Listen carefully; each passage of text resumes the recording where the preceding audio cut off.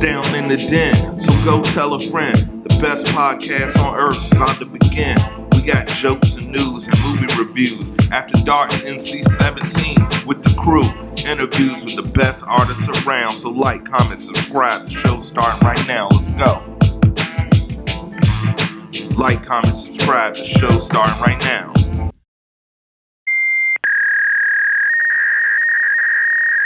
Welcome to Down in the Den. It's your boy Marz. Joining me back in the den, we have the amazing filmmaker Patrick W. Cutler, and bringing along with him, we have a special guest that worked on the project, Mr. Don Bromely. Gentlemen, welcome to the den. How are you guys doing today? Awesome, freaking awesome. It's fun to be back. Yeah, fun to be back.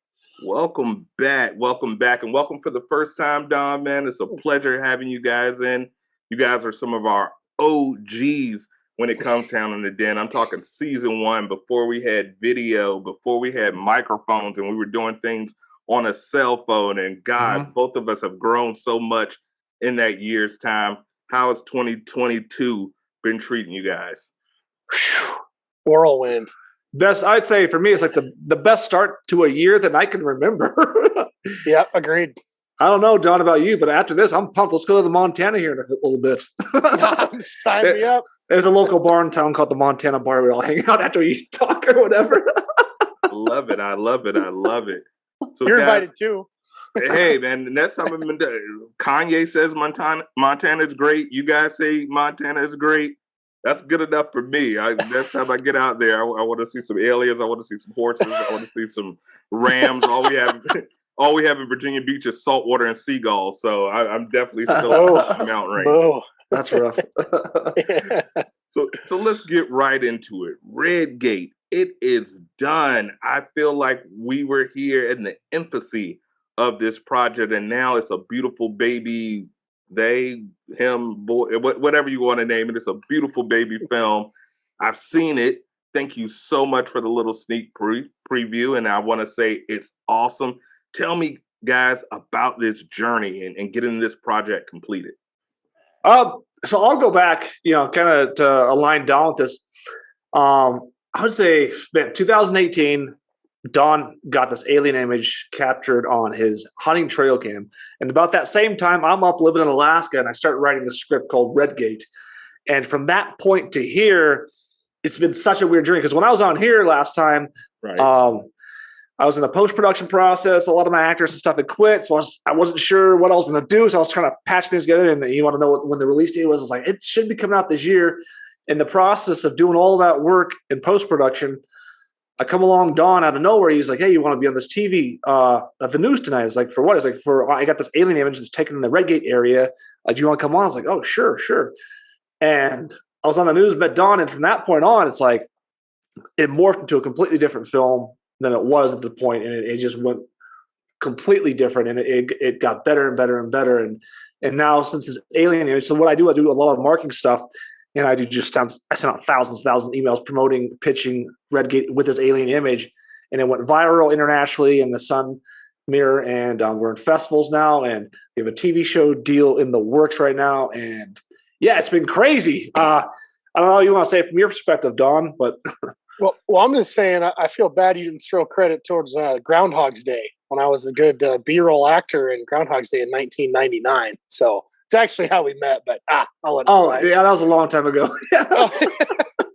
We used to make VHS movies as kids, remakes of popular movies. And he was, I don't know, that was a long time ago. Yeah, buddy. That was a long time.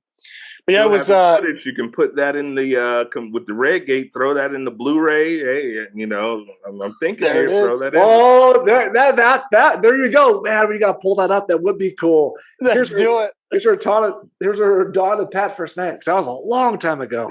Yeah. You probably taped over it with like the swimsuit edition or something, or some modeling show. But it was like, yeah, it was funny. Like Pat said, I got this picture in 2018. Picture I just had, I almost deleted it as the story goes, and I really did. It was creepy enough that I was like, I don't want this on my phone. Held on to it for a while just to show some buddies. The following spring, I came across a good friend of mine, Mr. Jim Kinsey, And he has a show on Outdoor Weekly Carbon TV called Outdoor Weekly. And when I showed him the picture, he's like, "Man, sit down. I'm going to interview you right now. You got something here." That was the first I ever heard anything about that. I was like, okay. So I do this interview, and a couple months later, the History Channel gets a hold of me, and they said, "Hey, we're doing the show called The Proof Is Out There. We want to use your clip, your segment, do this whole thing." I went through the motions there. Then there's a professor I had out of Montana Tech in Butte, Montana.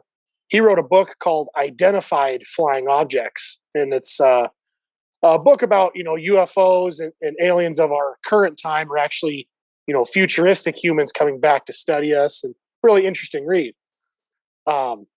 He was in contact with a news guy named John Amy for KXLF in Butte, and he reached out to me and said, "Hey, Dr. Masters gave me your number. I'm doing a story on Redgate or just UFOs, paranormal. Would you want to do an interview?" That's sure, that's no problem. He said, "Hey, do you have anybody else you could bring along with you?"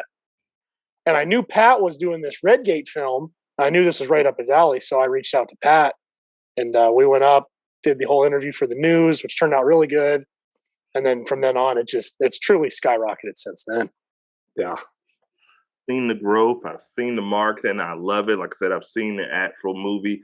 I was a believer beforehand, and I love the evolution of the project, the mixture of the real life footage with your narration and just the narrative.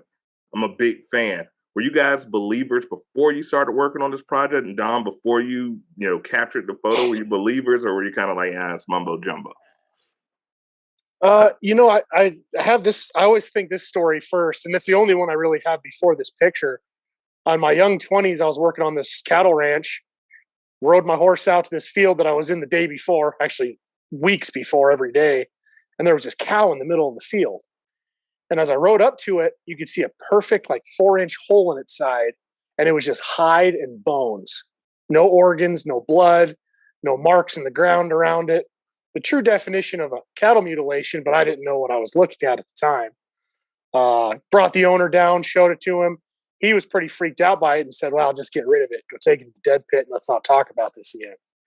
So I was kind of skeptical because I've been a guide for 10 years. I know what that looks like. I have no explanation for what happened that day to that cow. So then when I got this picture in the same area, along with all the folklore and tales and stories of Redgate, I started kind of leaning that way more, for sure. I'd say, I'll say this. I watched an alien movie as a kid that was based on true alien abductions, and I was scared to death that night as a kid, going to sleep worried about aliens abducting me. I was like, that was one of my biggest fears. Now I don't care anymore. So I think go ahead, take them, let's see what's up. But Redgate Part 2. Yeah, I think I've always just the fact that the idea that we're completely alone in this universe it's almost impossible to think of. And why we haven't made contact with them, that's a whole other story. But I've always kind of been a believer in it, to tell you the truth. Yeah, I will. I may not be the best judge. I thought Alf was real for years growing up. So Wait, he's not? I was like, hey, he's from the planet Melmac. It's a real. I thought Alf was a documentary. That's how my mind worked. I thought it was just a documentary that came on, and it was very funny. So, but yeah, I'm also totally a believer. Just mathematically, it doesn't make any sense for a universe that's ever expanding for us to be alone. Now, what's that phrase? Saying that you don't believe in extraterrestrials or outside of Earth is like taking a spoonful of water from the ocean and saying that there's no whales or sharks in the ocean because there's none on your spoon. Right. That's the best way of putting size. I love that. That's a perfect analogy. That's really a perfect analogy. Now, tell the friends of the Den a little bit about Redgate and what the movie's about without spoiling everything. Give us a little background and synopsis of what the movie is actually about. So the movie is the one theme that we haven't changed is that it's always been about the different stories of this area in western Montana. So you have Deer Lodge, Montana, and it's in this valley with these big mountains on both sides of Deer Lodge. And up on the right side, or however you look on the one side of the mountains, there is this area called Redgate. We have a lot of mysterious, high strange UFOs, paranormal activity, all these bizarre things happening. And what it really does is the film, when I first started writing it was about the original story of Redgate, which is kind of this folklore, mythical tale where back in the day, before Deer Lodge was fully founded, they had these mining communities in the mountains. And one of the mining communities was called Emery. It had these little cabins, a school boarding house, all of this stuff. And this guy had this homestead up there. And one day he comes home from work and he goes to his homestead. He takes his axe and chops up his wife and his 2 kids. And then the next day they see him out front painting his gate red with their blood, thus the name Redgate. So that's like the start of this whole thing. That's where I started it. And I went from there to, we've had these mysterious paranormal activity things happen within the town that the history of the town was that it was buried on a Native American burial ground. And you do research there. There used to be people called the Métis people that lived here back in the 1800s. And they were the first founders of it. And they called it Spanish Fork. And these European settlers came in and basically they took over, renamed it Deer Lodge, and the Métis people kind of just disappeared from the history books, which was really, really weird. And people have suggested that the town was built on their grave sites of this big massacre. And there are grave sites down the road from here in other towns that kind of back that story up a little bit. So it kind of had this mysterious vibe out of like a Stephen King novel. If you ever read the book It, Derry, Maine. If you ever come to Deer Lodge, it has that vibe of just like strange. After you have the Montana State prisons here where they had riots and people died there. There was a quadruple, actually it was more than quadruple. Yeah, it was a quadruple homicide and suicide that happened right outside of Redgate a couple of years back. Just strange energy where you think, was this guy possessed? Another guy came home one day and stabbed his wife 76 times in the chest and went to the police station and said, I just killed my wife the next morning. So that's the basis of the film, is all these bizarre things. And, we try to investigate these things, and you come across Don's real alien photo, which has been verified by the History Channel as a real photo. And it plays into the storytelling of this entire setup of one of the most bizarre areas you'll ever go to in your life, called Redgate. And that's the backbone of the story. Amazing and horrifying, but I guess that's the whole point when you get into that horror sci-fi genre, is just to spark the mind. Now, Dom, for you, this has to be interesting, overwhelming, but also exciting. You have this photo. I've seen the photo. It looks legit to me. Having all of these venues and all these people being part of this film, how's that been for you? Obviously the recognition, but I'm sure you get a lot of salt on your steak just for having these, because you just have the people that refuse to open their mind. How's it been for you personally? It's been pretty interesting. It was like I said in the beginning, I wasn't even looking at this as this creepy picture. And now the more that it's got out there, you really see, more of those closed mind people, are really sharp tongued. Like, this is the one that I always, get mostly is, well, why are all the pictures of aliens and so on blurry? And, you see people say, well, it's Montana. All they have is box cameras.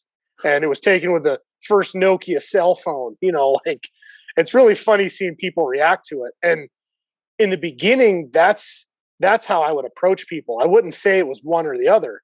I would just show the picture and, hey, what do you think this is? And it was so interesting to see the variety of answers I got, from, well, it's a trespasser, obviously, dumbass, to that's a fifth alien almost. Right. That's a fifth dimensional reptilian. I've seen both ends of the spectrum here. The thing about it, though, that I've always liked is, and I'll just hit on this story real quick, kind of backing up the picture. It wasn't just a random picture and I went on with my life. The whole, steps that led up to me getting the picture and so on are strange in its own. So I always had the story to back up this picture that made it even weirder. In this particular area, it's a private ranch, no access, but this is just on the edge of it on the public side. But to get there, it's, miles of hiking with a 1,000-foot elevation drop to actually get to this spot. So that's weird in its own. I have a bunch of cameras that surrounded this camera. So on my dirt bike, I'd go up and I checked, maybe 10 cameras that day. I go through, I get to this last one, and I put lithium batteries in my trail cams usually because they run, for a whole year usually or more. Usually you'll fill the SD card up before the camera dies. Well, I was 2 months in, and I checked the camera, and it was completely dead. So that's my first red flag. I'm like, well, that's strange. Must have had a bad batch of lithiums, which I have over 100 cameras. So I thought maybe I put, weak ones in. So I have my camera set to 3 pictures per trigger. So once it's triggered with motion, it'll take 3 consecutive snaps. I get to the end of the there's only so many photos on there, but the last 3, the first one was the image I captured, and the next 2 were completely black, nothing. So that was just weird in itself. I put 8 new batteries into my trail cam, and I go to turn it on, and every setting I put it on, the camera just glitches. And to this day, that camera's never taken a picture since it took that picture that night. So there's that factor and aspect to the entire, to back it. Like, well, it wasn't just I went about my merry way. The camera still doesn't work. High energy stuff. It's eerie, but it just points. We are not alone, ladies and gentlemen. We are not alone. Now, we touched upon earlier briefly that your film has been getting accepted in film festivals left and right. How good does it feel seeing your work getting recognition before it even really gets out there to the masses? How's that been for you guys? It feels freaking amazing. I mean, because I've been on this journey for so long, and I finally have a film that it's got a 100% acceptance rate right now, selection rate right now, and I already won several awards. I have people contacting me like every day wanting me to throw it into their film festival, which depends on what it is. There's a lot of them are like in Indonesian stuff, so I don't always I always reply, but I don't necessarily submit. But I mean, it's just crazy though the response of these festivals, and next month we're going. Oh geez, man, we're like how many? We're like two weeks away, bud. Like 2.5 weeks. Yeah, we're like 2.5 weeks away because I forget February ends here in like 5 days. Right. We're 2.5 weeks away from going to the first public screening is in Detroit, Michigan for the Motor City Legacy Horror Film Festival and Convention. And just tonight, I spent the entire afternoon emailing every media outlet in Detroit with the story. And the Detroit Free Press, the biggest paper in Detroit, just got back to me a couple hours ago and wants to do a story on it and put it in their paper. And then come to the actual screening and do a story on the actual screening and review it. So I'm really excited for that. So it just like keeps snowballing, and keeps going and going. Yeah. I don't know. It's been crazy. But when that international circulated article hit in the Sun, I had emailed that out to a bunch of people from the Sun, and one guy got back to me, was really interested, but they never said we're going to run the story. Never said anything. And I'm let me jump on that story, Pat. Yeah. So you were at Pittsburgh, right? Yeah. You were in Pittsburgh, and I had a friend write me randomly one night, and they said, "Hey, I wanted to show my dad your alien picture, but I didn't want to bother you, so I just Googled it, and you came up at every link on Google when I searched it." I'm like, "Oh, what are you talking about?" No idea. So I jump on Google, throw my name out there in Redgate, blah, blah, blah, and I'm every article once the Sun and the Mirror dropped it. And I called Pat. He was just getting off an airplane. I'm like, "Dude, you won't believe what's happening." He's like, "What?" "Oh, man, we made it international." And since then, I mean, I've seen this article in Arabic, French, Spanish. It's truly global at this point. It's the crazy thing was I fell asleep on this airplane ride from Pittsburgh to Denver, and I never sleep on an airplane. I just fell asleep for like 3.5 hours. I was sitting there with my headphones on, getting ready to watch the movie and everything, and boom, I wake up and we're landing, and Don's just blowing up my phone. I was like, "Man, I don't even know where I'm at right now. What's going on?" And he tells me this. As I'm getting out the airplane, I'm going to barely make my connection from Denver to Montana. And I pull out my airplane tickets, and someone else's airplane tickets are in my pocket. I'm like, "Whoa, what is this about?" So it was Twilight Zone. Things have not been the same since then. We'll just say that. Agreed. Yeah. I get you. You try to. I don't know. But should we air this? If the lights start flashing, we are. Sorry in advance. Oh God! Now I'm on a list somewhere. Here we go. If you see some black SUVs, trust me, it's not by accident. Right. Yeah. I'm like, I could have sworn I paid the internet bill. Why is it so? This is weird.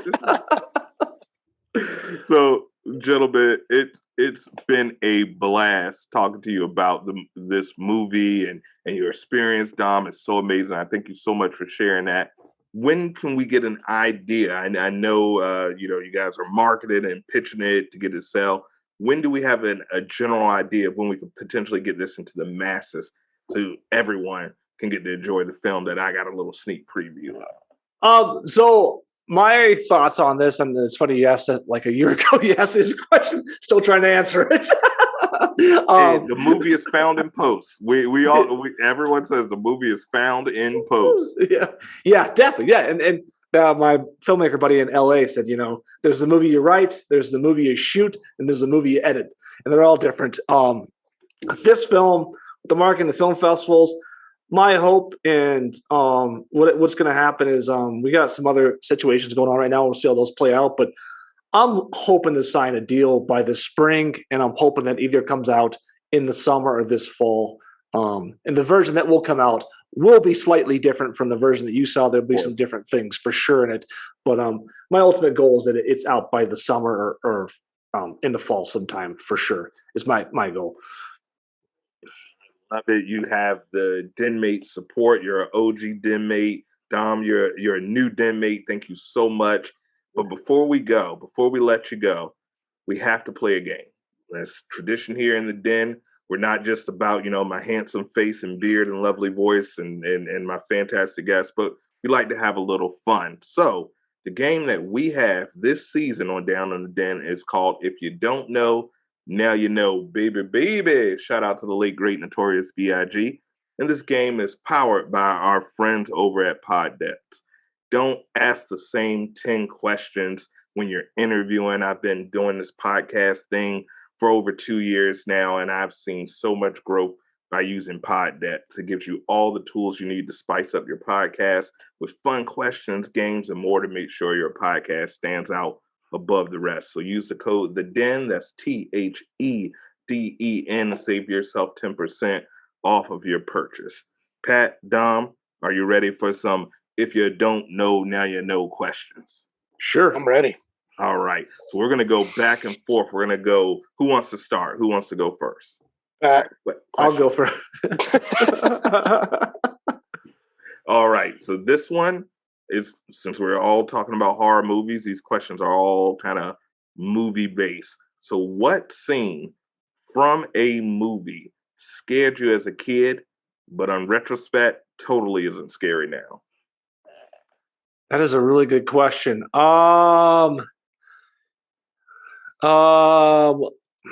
Gosh, I'm trying to think of the scariest movie. See, this isn't a horror film, really, but as a kid, and I wasn't even that young when I saw it, but I was scared to death of the movie Ransom with Mel Gibson. Oh, yeah. The kidnapped kid. And the scariest part of that is they duct taped this kid blindfolded, put cough syrup on his mouth or whatever, threw him on this bed and just jacked up the speaker, this heavy metal music. It just scared the death out of me as a kid. I was like, and now I'm kind of like, well, it's just a movie, but I couldn't watch that movie again after I've seen it once. I thought it was horrifying. I just couldn't take it. Mel Gibson's still pretty scary. Dom, how about you? Oh, I can remember being very young watching The Shining for the first time. Jack Nicholson, when he freezes in the maze at the end, and his face when he's dead, frozen after he collapses and freezes to death. That image stuck with me for a long time. That one really freaked me out. For me, I think it was Jaws. I was so terrified of Jaws. My brother could literally just go ding ding ding ding, and I would run on the carpet like a shark could come from the carpet. It's funny how our childhood brains don't really pick up that a shark can't attack you in the living room, but you couldn't tell 4-year-old Marz that a shark wasn't coming out of the living room when my brother made that theme music. Now, Dom, we'll have you answer this one first, then Pat will get your answer. Have you ever walked out of a movie because the film was that damn bad? Oh.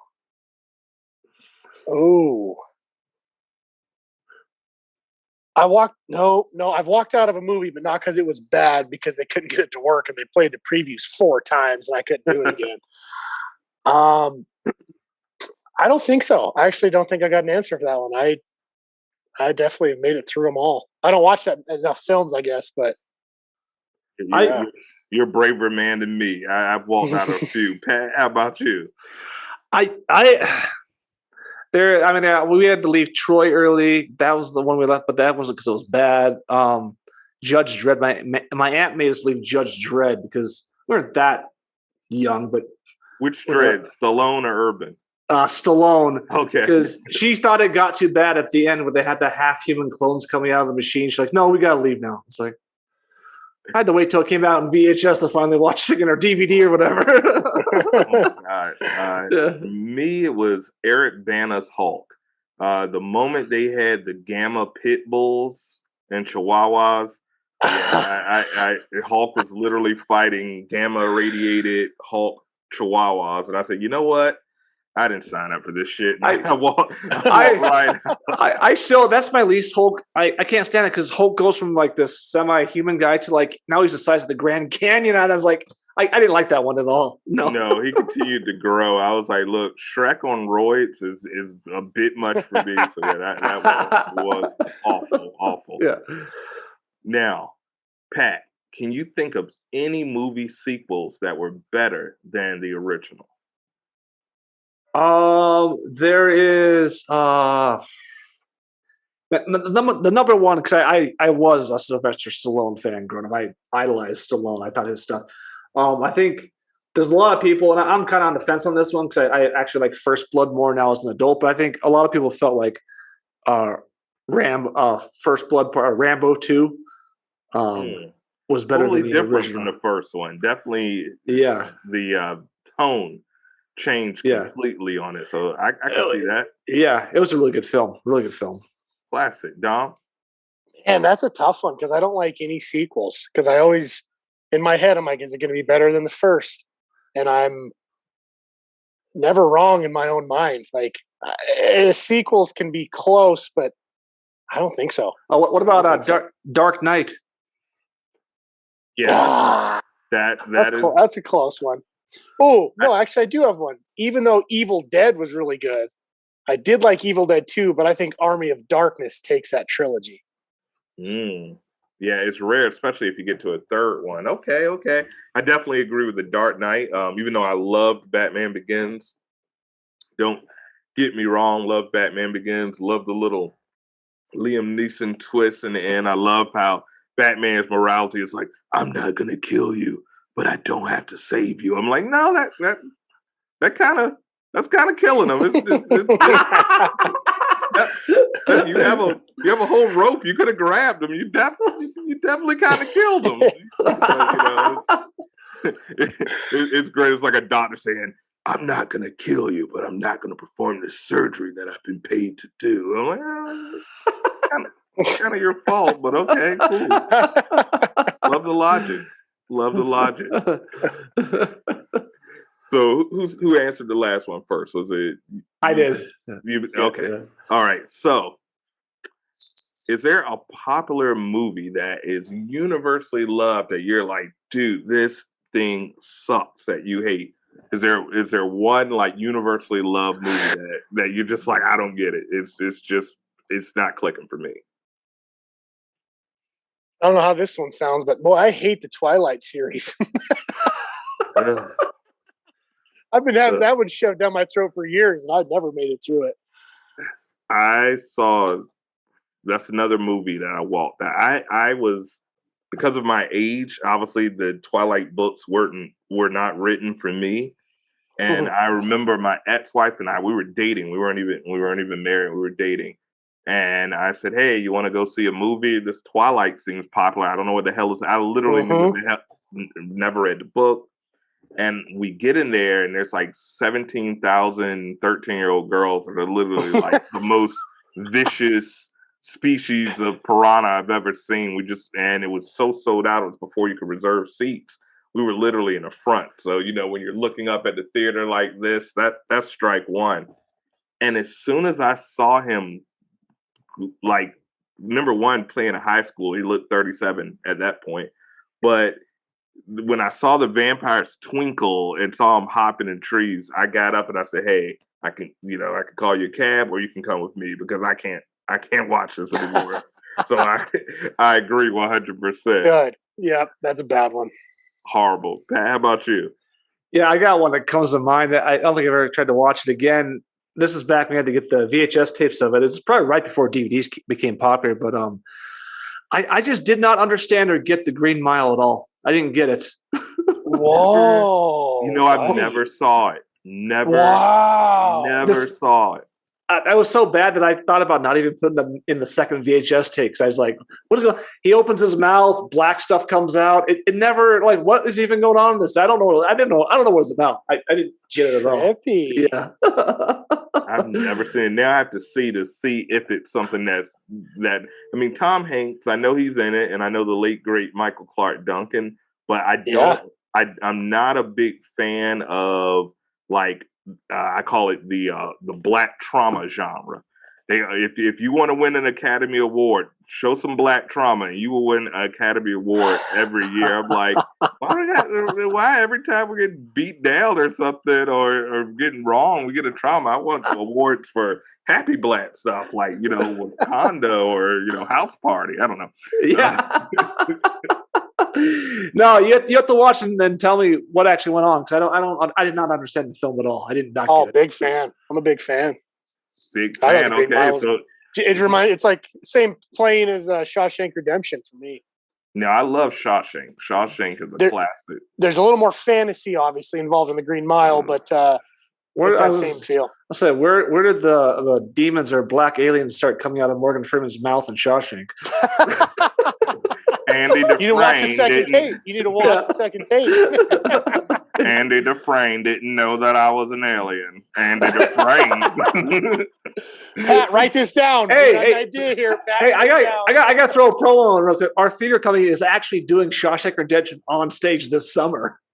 Shout out! Hey, if I'm in the area, I'm front row. If you need a red character, I do a pretty good Andy Dufresne. Just let me know. We're really lucky. Got an anal probe. Pat, are you writing this down, buddy? You better write this down. Oh yeah. No, my brother has a script. He said it's not as good as the movie, so he just added some freedom to put some stuff in the movie in there. So maybe we'll put that in there. Hey, you're welcome. You're welcome. I have a ton of these ideas. I smoke a lot of pot. All right, so which is legal in my state, by the way.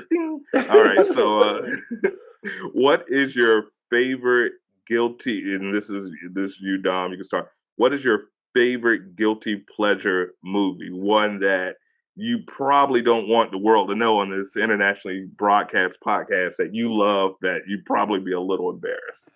Oh, straight up, I'm a Harry Potter fan.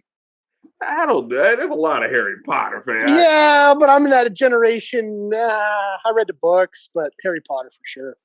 Okay. At first, I thought when you said straight up, you said Step Up, the Channing Tatum movie, and I was gonna literally end the interview right now. Well, that was nice for the interview, Pat. Right. Anyway, I'm like, I'm gonna have to scrap this entire thing. I can't do it. Step Up. I love white people dancing like, yeah, I love it. Pat, how about you? What's your guilty pleasure? This movie called White Man's Burden. You ever seen that? John Travolta, Harry Belafonte, 1996. Yeah. Never heard of it. No, I'm just kidding. No idea. It's just. I think a lot of people don't understand or wouldn't understand it. It's just so freaking interesting. So interesting. Such an interesting film. Really interesting. It is a great film. I was when I was a little kid, probably 12 or 13, I wrote a comic book with the same exact concept, where it was an alternate universe where Black people had settled America, and then we had taken people for Europe. And obviously, as a 13-year-old, a lot of people was like, "What the hell is wrong with your mind?" But I love the concept. My favorite part was the black scent that John Travolta chose in the movie, because I'm like, you're still from Europe, like you wouldn't necessarily have a black. It was fine, but that's a good one. I liked my favorite part not my favorite part. One of the funniest parts. Well, it's not a funny movie, but I was like the rich black family. They're like, no, and then all the little white kids came on stage, and I was like, that's so you don't know it's like reverse. Yeah, Dog, the reverse Oh whole yeah, concept. yeah, yeah. Okay, I've yeah. seen it. It's Oh, good, you've yeah. seen it? Oh yeah, Oh, it's yeah. a good movie. It's a good movie. Yeah, Not super it popular. is a good movie. Yeah, It is really good. I would recommend it. And like I said, guys, the whole concept is reverse everything. So the blacks are the majority, the whites are. But John Travolta this is the John Travolta resurgent right after Pulp Fiction, where he was like in every single movie and started getting $20 million a movie and good stuff. Good stuff. Yeah, For me, I think it would be Coco. I'm I'm a little too old to be looking at it, but Coco made me cry, and I'm not ashamed Wait, to you're admit talking it. about the Disney movie? You're damn right. You're Oh. damn right. Wait. I got a little insert here. Okay, I have 2 6-year-old twins, and we watched this movie together with my mother, and we never knew my mom's dad at all, her whole life. And we watched this movie about a year ago, and at the end of the movie, my kids say to my mom, "Well, Nana, who's your dad?" "Well, we don't know my dad." It confused them. A couple months later, my brother in Missoula takes an ancestry test. And it comes back like you're, so much European, so much Irish. But there's this guy in Illinois who links to you. At a certain percent is how ancestry works. Well, it was very strange because I Facebooked this guy and he looked like my mom. So we paid the $180 and my mom took the test and it came back that this guy is either her half brother or her uncle. Well, he was only 2 years older. So I reached out to this guy, look him up, talk to him. We get the time frame, the location in Maine, the small town in Maine. Everything checks out.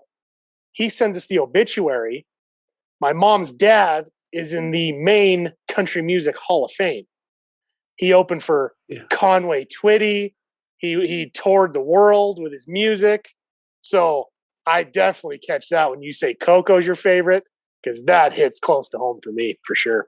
You are literally Montana Coco. I think a remake with Disney in the works. If you need an agent, we offer. Buddy, we're trying. Hey, I like Red for Shawshank Redemption, but you know what? I think you're onto something here too. Let's make it happen. Let's make it happen. Absolutely. So, Pat, Dom, thank you so much. You won. You won the round of if you don't know, now you know. Then stamp, double let stamp. me give you this. Let me ask you this then. I'm going to turn this back on you. Hey, I've never been interviewed before. Let's go. I'm ready. Good. I like this one because Pat's going to love this too. If you would ever consider yourself doing something redneck, what's the most redneck thing you've ever done? It's a great question. So I was married for almost a decade, and my wife, or ex-wife, was from Farmville, Virginia, which if anyone has ever heard of Farmville, Virginia, no, it's not just a game or app on your Facebook. Farmville is a real place. And it is my ex-wife was African American, but you wouldn't know it by going down to Farmville because it is so everybody hunts, everybody fishes, everybody, which isn't necessarily redneck, but it is certainly not city Virginia Beach boy the way I was raised. So I think probably the most redneck thing I've done is have some venison meatballs by accident. We went to one of their family events, and I'm like, guys, please don't feed me any roadkill. Please don't feed me any deer. I kind of stick to the 3 major meats, chicken, beef, bacon. Is this Virginia or West Virginia you're talking about here? you would think West Virginia, but so we get there and they're all kind of looking at me. It's like a family event. The whole family is there. And they're like, oh, yeah, Grandma made some of her patented meatballs. And I'm like, well, I will take some meatballs. And they're just watching me intently. And I'm like, all right, I'm handsome, but this is weird. And I bite the meatballs. And they're like, how do you like the meatball? And I'm like, what the fuck is it? I knew instantly. I'm like, what the fuck is this? Is this a rabbit? Is this a deer? They're like, venison meatballs. I'm instantly grabbing my phone like, what is venison? And I'm like, so that was probably it. I've also done some creek fishing, which I don't know if you've ever done that before. Oh yeah. Yeah. So I've done some creek fishing, which Nice. I'm pretty sure there's some mutated fish. Yeah. Don't eat them. And then probably, as a mostly African American man, I've done some what is it called? River, where you get on the raft. Float. Yeah, you're floating down a river, but it's pretty damn fast river. And also, some stereotypes are true. I can't swim, so that was probably, I'm big gray bearded man with like rubber duckies on my arms. That was probably the biggest redneck experience for me. But I love it. It's all good, and Nice. lots of PBR, lots of bonfires and PBR. Oh yeah, that's totally Montana, floating PBR and big fires. How about you, Pat? What do you got, Pat? It's kind of hard because I'm not really into hunting and a lot of those things or whatever. Shoot, I mean, I'll answer for you. Yeah, because I already know the answer that you should be giving right now. So Pat and I, and then one of the actors from Redgate, we decided to go get some trail cam footage on this ranch I work for. In the middle of the night, in the dark, I pull out my .22 pistol with a suppressor on it, and I lay down, and I empty the clip straight up into the air to see how close the bullets can hit to us. That's the most redneck thing I've done. And it wasn't like one shot. This is like 10, 20, 30, 40, probably 50 shots. I was like, I don't like this game. It comes down and hits one of us, we're dead. That's definitely powered by Mountain Dew. I can feel it. Yeah. I wish it was Mountain Dew. Something from the mountain.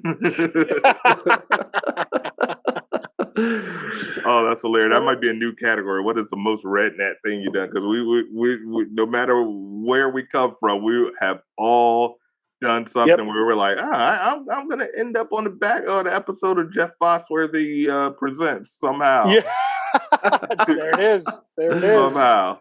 Gentlemen, you guys are awesome. You are always welcome here to Den. When the movie has a release date, let's make it a trifecta. Let's make it a trilogy. Oh, for sure. Boom. You have earned the official DenMate stamp in your passport, which goes with all of the DenMate goods. We're always going to promote your art. We're always going to put you on the page. We'll always give shout outs and watch out for your work. That just comes a part of being in the community. So thank you. Guys, please let the DenMates know your social media, where they can find you, whatever you have going on, and any shout outs you want to give. You've earned it. The floor is yours. So I do finally have a website up and going that has all the information with Don's photo and everything else. And everything about the film has where you can get tickets to the screening in Detroit, which is March 20th, 8:30 a.m., Detroit, Michigan. It's the Sheraton Metro Detroit Airport Hotel. You can watch Redgate, the first public screening in history. Any information, secretofredgate.com. Again, secretofredgate.com is where you can find that. If you want to go back to follow the entire story of Redgate, going back to my first appearance on here, go on Instagram and just search Redgate Film hashtag. It will show you the entire journey from where this thing took off from. And as always, Patrick W. Cutler on every social media account. Just search Patrick W. Cutler, you'll find me. Absolutely. And Pat also has the Prison City podcast, which is a dope podcast. Guys, please check out the podcast as well. Yeah, and if anybody wants to get a hold of me, just get a hold of Pat. That's literally how this relationship works. I'm already the weird alien guy, and I get enough. I got to put my phone on airplane mode to go to bed at night. So. Yeah, and I'll say this part. Yeah, if any girls want to get a hold of me, get a hold of Dawn first. You're welcome. That's fair. There you go. There you go. That works. Well, Dom, Pat, guys, thank you so much. Your story is amazing. The film is amazing. I can't wait to see the final product, and I can't wait for the masses to get their hands on it. It's a dope film. Your story is dope. You guys are dope. So as always, you're always welcome. Hit me up. You have my information. Guys, thank you so much for tuning in to another fantastic episode of Down in the Den. I hope you enjoyed it. The film is going to be great. I'm batting 1,000 on my recommendations, so I can't wait for you guys to look out. Please follow Pat on the website. Please hit up Pat and tell Dom you love his story and you can't wait to see the pictures. And hopefully, guys, we can link up in the mountain somewhere and we can do some more redneck shit. Hey, Let's do it. I got a perfect river for you to float. We float every year. We got PBR. Oh, I hate PBR, by the way, but we got something. Everyone hates PBR, but if you drink 8, it's the best beverage in the world. 8 minimum. They say it on the box, actually. 8 minimum. They don't even sell 6 packs. They just strap 2 to the bottom because they're like, Skip dude, you're past going to need 6. 8 of this. It's 90% sewer water, so you're going to need at least 9 of them. Ridiculous. Well, guys, thank you again. Thank you. It's It's your my boy pleasure. Marz. It's my man Dom. It's my man Pat. Please check out Redgate the film. It's coming out soon. Keep your eyes peeled for that project. And if you're in the Detroit area or any of the areas that you're screening, go to the website, see if you can get some tickets to watch it. You will not want to miss it. So, guys, I wish you nothing but the biggest success in the world. I'm so proud of this project, seeing it from where it started to where it's at. I'm so proud of your growth. So, guys, thank you again for joining me here in the den. And as we end every single episode the same damn way, peace, love, unity, and respect. Deuces. It's down in the den, so go tell a friend. The best podcast on earth is about to begin. We got jokes and news and movie reviews. After Dark NC-17 with the crew. Interviews with the best artists around. So like, comment, subscribe. The show's starting right now. Let's go. Like, comment, subscribe. The show's starting right now.